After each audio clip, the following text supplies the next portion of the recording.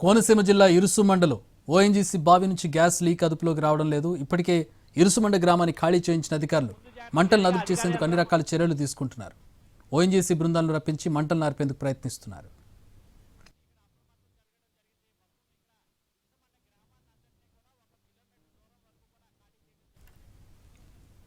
మంటలు అదుపులోకి వస్తాయో లేదో తెలియాలంటే 24 గంటలు ఆగాలన్నారు అంబేద్కర్ కోనసీమ జిల్లా కలెక్టర్ మహేష్ కుమార్.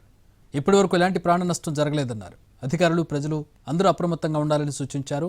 ఓఎన్జీసీకి కావాల్సిన సహాయ సహకారాలు అందిస్తున్నట్టు వెల్లడించారు. మోరీ 5 ఆయిల్ వెల్కు గేల్ పైప్ లైన్కు సంబంధం లేదని స్పష్టం చేశారు. మోరీ 5 అనేది ప్రత్యేకమైన బావి అని, ఇందులో 20 నుంచి 40 క్యూబిక్ మీటర్ల నిల్వలుండొచ్చని అంచనా వేస్తున్నట్టు చెప్పారు.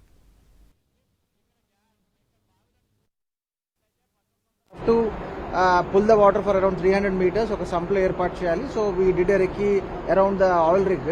సో అక్కడి నుంచి యాక్సెసిబుల్ పాయింట్స్, అక్కడి నుంచి ఫీల్డ్ ఛానల్స్ ఎలా ఉన్నాయి, సో కెనాల్ యొక్క విడ్త్ ఎంత ఉంది, కెనాల్లో వాటర్ ఫ్లో ఎంత ఉంది, సో మనకి ఎక్సెస్ వాటర్ కావాలంటే ఎంత రిలీజ్ చేయాలి, ఆ లాక్స్ దగ్గర నుంచి అదంతా కూడా డిస్కస్ చేయడం జరిగింది. సో దానిలో భాగంగా నెక్స్ట్ ఒక 1 అవర్లో పంప్స్ రీచ్ అయిన తర్వాత, సో వన్స్ డీజిల్ జెన్స్ వచ్చి అవన్నీ ఆపరేట్ చేయడం, it will take another 3 hours అని ఓఎన్జీసీ డిపార్ట్మెంట్ నుంచి రాజమండ్రి నుంచి ఈడీ శాంతను దాస్ గారు కూడా వచ్చారు. So he has explained regarding the plan of action.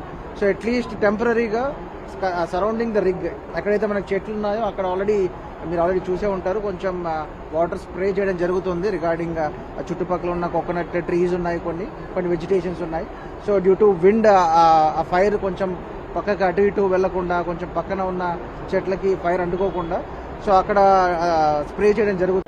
ప్రస్తుతానికి అయితే మాత్రం ఇప్పుడు వరకు అయితే మాత్రం మనం ఫస్ట్ దీన్ని ఏ విధంగా అయినా సరే ఈ మంటల్ని అదుపులోకి తీసుకోవాలి. అది మాకు ఫస్ట్ లక్ష్యం. ఎందుకంటే ఆల్రెడీ ముందుగానే గ్యాస్ లీక్ అయినప్పుడు కూడా మేము ఫస్ట్ ఈ చుట్టుపక్కల ఉన్న ప్రజలందరినీ కూడా సురక్షిత కేంద్రానికి పంపిస్తూ, అలాగే అక్కడ కేంద్రానికి తీసుకెళ్లిన తర్వాత వాళ్ళకి భోజనాలు అన్నీ కూడా ఏర్పాటు చేయడం జరిగింది. దీని తర్వాత మాకు ముఖ్య లక్ష్యం ఏంటంటే ఆ గ్యాస్ ఇప్పుడు ఫ్లేమ్ కింద మారింది.